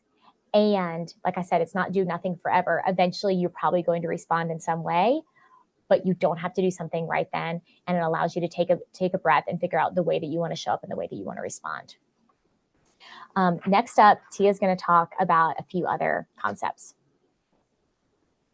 Yeah, so this concept pairs really well with what Lindsay just shared from Dr. Becky, but it is a little bit different.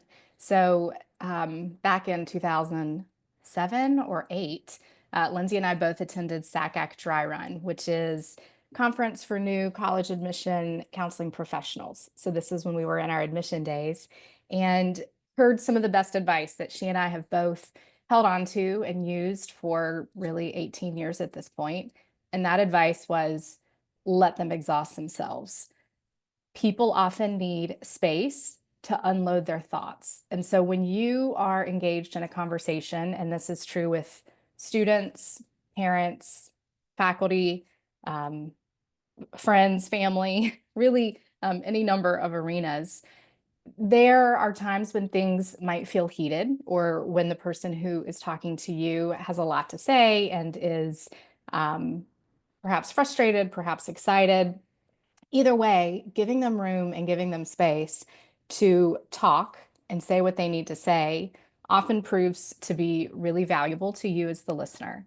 If we can stay patient when we remain present, if we don't immediately jump in with a solution, then what happens is people often talk themselves into a moment of clarity. Something else that happens is it could at first seem like there's going to be a whole series of questions or a whole series of concerns or a whole series of things that you have to take action on, that you're going to have to deal with. But when you let somebody keep going and keep talking, sometimes there's just one small question for you at the end or one small action item. So an example of this came up last week. I was in a junior family meeting. So it's me, my student, and 2 parents. We're going over college criteria and their hopes, their plans, their dreams. And this parent, one of the parents, got herself very worked up as she was talking about a bad grade the student had just earned in AP pre-calculus. It was on a test. It did not reflect her best work. There were all sorts of circumstances.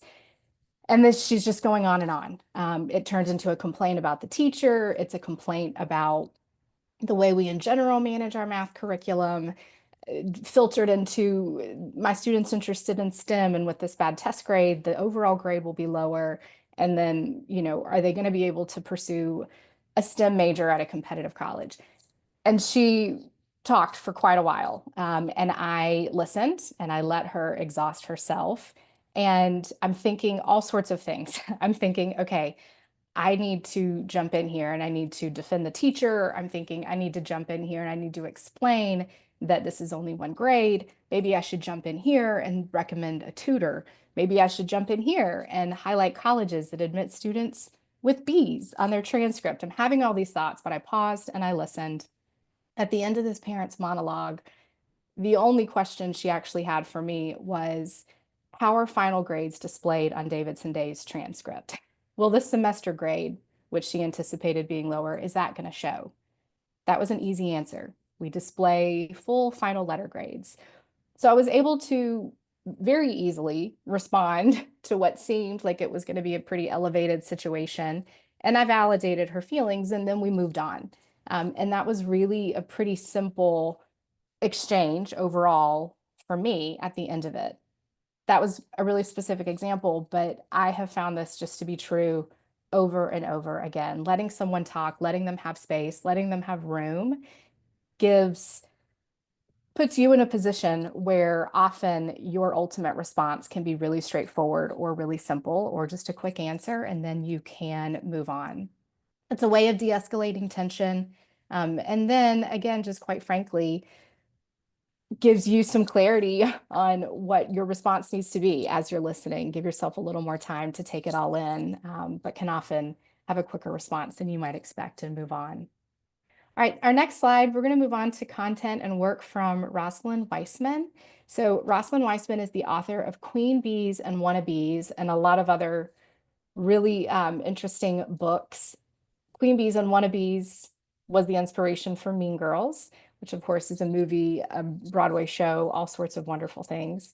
Rosalind came and spoke with us at Davidson Day a few weeks ago, and she was just really incredible at frankly, everything she said resonated with me. But what I'll highlight today is what she shared about listening. So in addition to the book she's written, Rosalind currently works with the State Department. She advises on social dynamics in schools, both in the US and abroad. And part of her philosophy with all of her work is that you don't teach people or give them advice without first listening and understanding their experiences. So she clarified that her goal with all of her work is to emphasize that people need to be taken seriously. And that is especially true with young people. It's what motivates them, and it's what helps you work with them effectively, is if they know you are taking them seriously. Part of her work, I feel like, really emphasizes why listening actually matters. So we've talked about some actual listening strategies, but now a quick tangent to emphasize that listening matters because it helps you connect. And when you connect, it helps enhance a level of understanding and makes people more open to feedback, makes them more willing to collaborate, and then ultimately more trusting of your guidance. So when people know you hear them, when they feel heard, they're open to work with you in all these other ways. And so one of the ways to do this is listen and don't lecture. So when you're hearing, especially a young person talk, you don't have to agree with them, but you do need to respect what's important to them, and important to avoid lecturing or sounding judgmental. I think really important to note, disagreeing is fine, but don't talk down and don't have that lecture or judgmental tone, because that's when you frequently will lose a young person in conversation. One of the ways to show you're listening is validating. So we saw this in the clip from Inside Out, but to not focus on rushing to a solution like Joy was trying to do, but to instead validate and start with acknowledgement of what you're hearing. So some really straightforward ways to do that. I can see why that would be frustrating, or that sounds really tough, or I appreciate you sharing this with me. And then to think about your nonverbal cues. So it's eye contact, nodding, having an open posture, just signaling to the person that you're speaking with that you are fully present. Something else Rosalind talked about with us that I could think of countless examples is that when teens open up, typically they've already been thinking about what they're sharing for a really long time. It's something they've been ruminating about, maybe obsessing over, but it's been on their mind for quite a while. And one of two things typically happens. When they open up and when they're sharing with you, it might just be a broad overview. They're missing details because, frankly, they've been thinking about it so long, so they don't even realize they're not putting the detail in the story, or they're sharing every single detail, and it's a little bit much, and you're struggling to understand what's actually important. And so two just tangible ways of managing that. If it's the first situation, if you aren't getting enough detail, to pause and to say, is there something more you'd like to share? Or is there some more details you could provide here? And then having them go back to what was important and what they're trying to communicate. But then if they are oversharing, if it's too many details, waiting at some moment for them to pause, to take a breath, and then attempting some version of like a gentle redirect to help yourself, to help you be a better listener, to say, okay, let's pause, and can you help me understand what are the 3 things I really need to know here? Or what are the most important things I need to take away from this? So both those tips I wrote down and actually have used both since her presentation, and felt like that was just a good, effective way of really helping myself understand what was important and listen better. So again, just to summarize her work, I think what's really important here is to know that when students, when parents, when adults feel heard, they're going to be more open to your feedback. They're going to be more willing to collaborate. And then again, ultimately more trusting of our guidance, which absolutely will help all of us in the work that we do. All right, this next slide is focusing on the work of David Yeager. He is an author and wrote this wonderful book, 10 to 25, where he highlights the mentor mindset. And so to set this up, let's talk about 3 different approaches. The enforcer mindset is high expectations, low support. The protector mindset is high support, but low expectations. And then the mentor mindset is sort of the ideal middle ground that includes high support and high expectations. I think a lot of us probably find ourselves in the mentor mindset really naturally. I think that's a type of personality that lends itself well to our profession on both the college side and the high school side.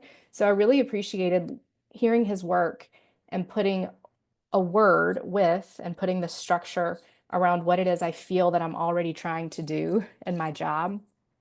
The book has some really great content. There's also so many podcasts and videos highlighting this work that I think all have some really great content and are really valuable. But one of the takeaways and what I want to share now is that David Yeager highlights that young people are highly sensitive to social rewards like respect and admiration, but then they are particularly averse to social pain like humiliation or shame. And understanding that can help us be better mentors and can help us be better listeners, frankly. Our conversations and our responses while listening should be filled with empathy, should be filled with respect. And those are the things that will encourage someone to keep talking and to continue sharing and to feel like we're hearing them and validating them instead of, again, rushing to a solution or rushing for a response. I think in this case, providing feedback that expresses high standards can look like assuring a student that you hold them in high regard. So just reminding them that you think highly of them, perhaps even saying those words, reminding them of the strengths that you see in them and making sure they know that you believe in them, but then also having those high expectations and being really clear about what is expected and what is needed from them and what they need to be focused on. So avoiding criticism while having high expectations, while having high support, I think, again, is probably what we all strive to do, but some great tips within the mentor mindset work on what that looks in reality. The next slide actually gives us a few phrases that kind of embody this approach. So you're listening, you're hearing what someone says, and this first response, again, I've used, is very simple, very straightforward. Can you give me a little more detail so I'm more clear about what happened and I don't make assumptions? This is, perhaps for a moment of conflict, but perhaps could be used at other times, and is giving the person who's talking a chance to maybe summarize themselves a little bit better, but also putting you in a position where there's no criticism being offered. There's no moment of shame or humiliation because you're not making any assumptions and you're quite literally saying, I don't want to make assumptions here. The second response, if there's something negative that's been shared, I'm so sorry that happened. Thank you for trusting me to tell me. What do you need from me right now? So here again, you're avoiding an assumption that you need to do anything, but you are asking someone directly to kind of help you with this. And once again, putting yourself in a position where you're more in the mentor category, not an enforcer category, not a protector category, but you are making it clear that you want to support, you have that high support moment. Okay, and then this last one. Do you want to take a few minutes to tell me how you're feeling? Maybe we just talk about this now, and then we can talk about whatever issue later. And this, I think, gets again to the heart of the mentor moment and giving somebody an opportunity to just be clear about what it is they wanted to communicate in the first place. And if there is something that might need to be dealt with, and so in my work, this again could go back to a concern about a teacher or a concern about a college list, a concern about a college outcome, there's all sorts of reasons students are walking into my office that are out of their control and likely out of my control.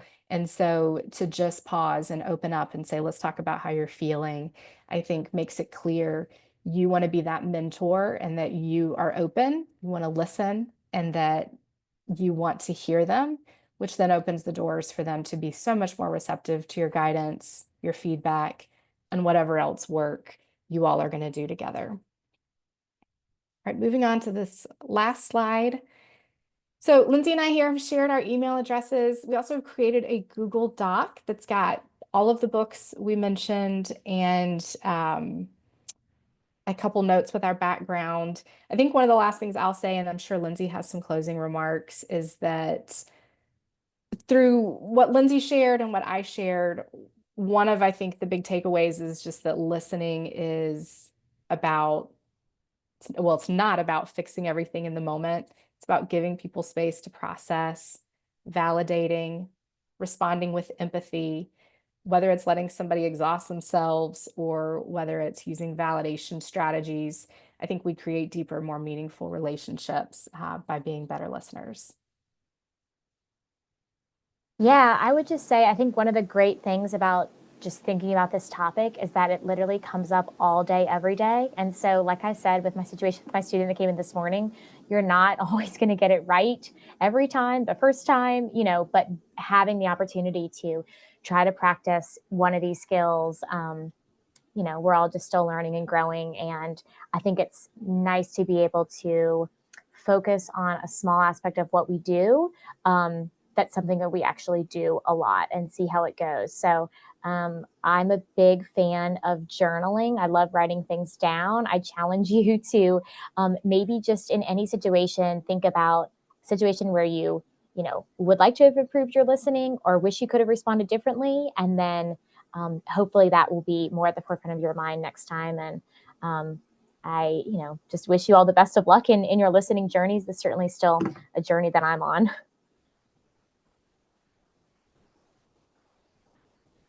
So thanks for having us. Okay, great. Thank you so much, Lindsay and Tia, for your insights and for your stories. I think that was actually the helpful piece, was hearing your stories as well, coupled with the advice and how that can play out and that we're not perfect at it. I think a lot of the things you shared, sometimes we know what the right thing is to do, but hearing some of the resources and the reflective practices we can take to become better listeners, these were excellent reminders, so thank you. I'll go ahead and, unless, Julie, if you could unpin real quick. It's okay, all good. Okay, so for our final moments, I wanted to thank everyone who has attended today for joining us and for taking some time to listen to our amazing speakers who took their time to present. Another shout out to SAI and for their leadership on the board. And I want to shout out Monique one more time and pass it on to her. So thank you, Monique, for your work. No, thank you guys. Again, I've said it once, I'll say it again. Sierra and Julie did a phenomenal job. Thank you to everyone who presented and shared such valuable information. I also want to thank all of you who stuck it out. This was a great and informative session. I want to say that if you missed any bits and pieces, the recording will be available on our YouTube channel, and I put that in the chat for you guys. And I also want to remind you, if you would like the verification of attendance, to please complete the Google form. Last but not least, I would be remiss if I did not acknowledge that we do have some board members on. I don't know if you guys can put in the chat. I saw Christine Glover. I saw our president-elect, Miss Arlene, who is from the great state of Florida. I don't think I saw Julie, who is also on the board, but from Florida.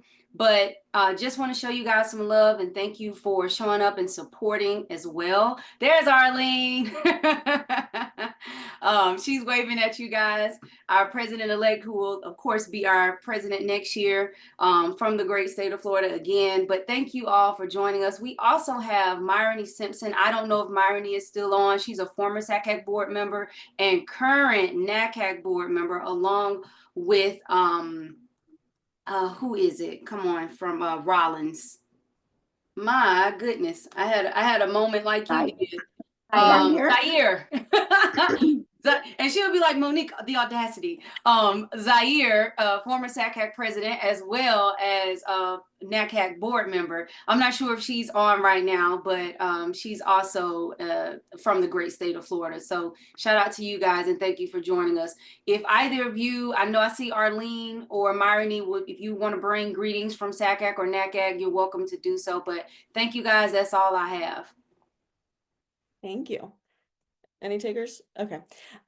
So one more thing, another reminder for the conference is happening on March 30th to the 31st. I'm very excited to be attending. The president-elect does do a lot of work to make that conference happen. So thank you so much, Arlene, who is also my beautiful mother, for doing an amazing job of putting that conference together. I've seen your work. So thank you for all the things that you're doing behind the scenes. So if you haven't had a chance to sign up for that yet, that is still available. It's $300 for registration. So for members of SACAC. And if you're a public school counselor, it's free to be a part of SACAC and apply for some funding in the future if you want to attend SACAC. And then finally, just one more time to say thank you. We know that Pete's presentation did not get to be here today. So we're going to workshop some ways that we can get that information to you, whether that is a video or we host a coffee chat or something. We don't have those details yet because Pete is not here. And so we will connect with him and then connect with you all and make sure you get the information you need from him. If you have any questions or want more information about drive-in and how you can be just a part of the SACAC, what's it called, volunteer system, feel free to email us. Julie's email is the first one, carterj@esj.org. And then my email address is sierra@ardianolearning.com. We'd love to connect with you. With that, thank you. Julie, do you have anything else to add? Thank you and hope to see you all around. I'm going to put in one other plug that is not a SACAC direct thing, but we regularly have a SACAC table at the State University System Directors Tour each September. So counselors, CBOs, IECs, please keep an eye out for that as well and stop by the table and say hi to your friendly SACAC folks. All right, thank you so much. Have a great afternoon, everyone. Julie and Monique, do you want to stick around and then okay, thank you. Have a good one.